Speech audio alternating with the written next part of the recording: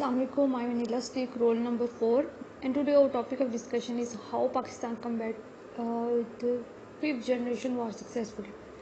Fifth generation war के खिलाफ पाकिस्तान कैसे लड़ सकता है, इसे कैसे कम्बैट कर सकते हैं, इसके जो इफ़ेक्ट्स हैं उनको कैसे मिनिमाइज़ कर सकता है और अपनी कंट्री को इस जनरेशन के इफेक्ट से कैसे बचा सकता है, ये सब कुछ इस टॉपिक में आता है. तो इससे पहले इसका थोड़ा सा बैकग्राउंड डिस्कस करूँगी.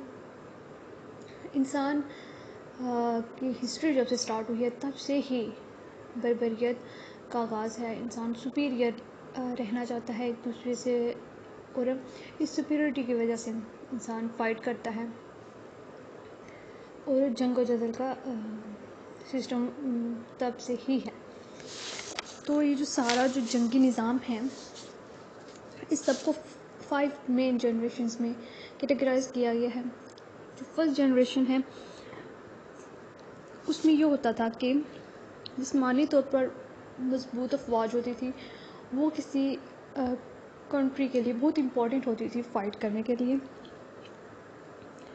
अफवाज ममालिक के आमने सामने लड़ती थी और तीर कमान नेज़े इस्तेमाल होते थे लड़ाइयों में.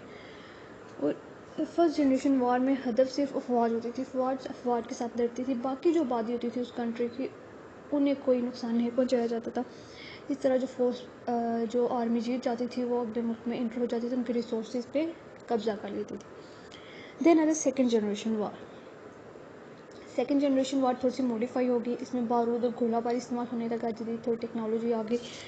और इसमें क्या किया जाने लगा कि आर्मी दूसरे कंट्री में इंटर होती, वहाँ के इंफ्रास्ट्रक्चर को डिस्ट्रॉय करती, तोड़ फोड़ करती और वहाँ के रिसोर्सेज पे कब्जा कर लेती थी. फिर उसके बाद आई थर्ड जनरेशन.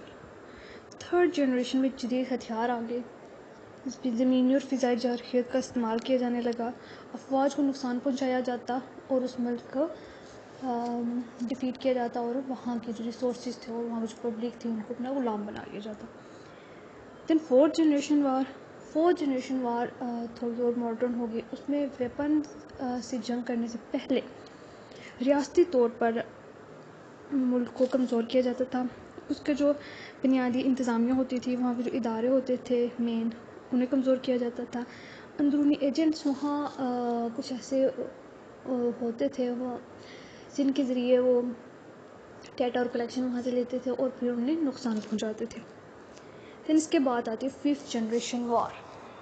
फिफ्थ जनरेशन वार ये बहुत ही मॉडर्नाइज और बहुत ही कॉम्प्लेक्स जनरेशन है वार की. इसमें मोस्टली तो ये कहा जाता है कि इसमें इलेक्ट्रॉनिक मीडिया का बहुत रोल है. सोशल मीडिया और ये वेबसाइट्स, ये जो हैं इस जंग के मेन इंस्ट्रूमेंट्स हैं. लेकिन इसमें अफवाज भी यूज़ होती हैं, लेकिन वो कम होती हैं. पहले अफवाज का इस्तेमाल ज़्यादा होता था जंग में, लेकिन फिफ्थ जनरेशन वार में अफवाज का इस्तेमाल कम हो गया है. और ये जो बाकी जो इक्विपमेंट्स है वो पूरे किए जा रहे हैं. ड्रोन से रोबोटिक सिस्टम इंट्रोड्यूस करवाया जा रहा है, मशीन्स और कुछ फोर्सेस भी जैसे navy seals, NGOs, militants, right activists, secularist, ये सारे मिलके एक साइबर वॉर क्रिएट करते हैं जिसे फिफ्थ जनरेशन ऑफ वॉर कहा जाता है. इसमें भी इंफ्रास्ट्रक्चर्स को हिट किया जाता है, उन्हें टारगेट बनाया जाता है. लेकिन इसमें media propaganda is a main thing.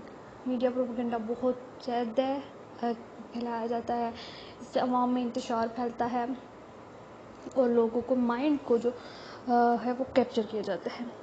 ये एक बहुत ही रैंडम वॉर होती है, क्योंकि इसमें किसी को कोई अंदाज़ा नहीं होता कि मरने वाला कौन है और मारने वाला कौन है, कौन इस जंग में पार्टिसिपेट कर रहा है और कौन इसका शिकार हो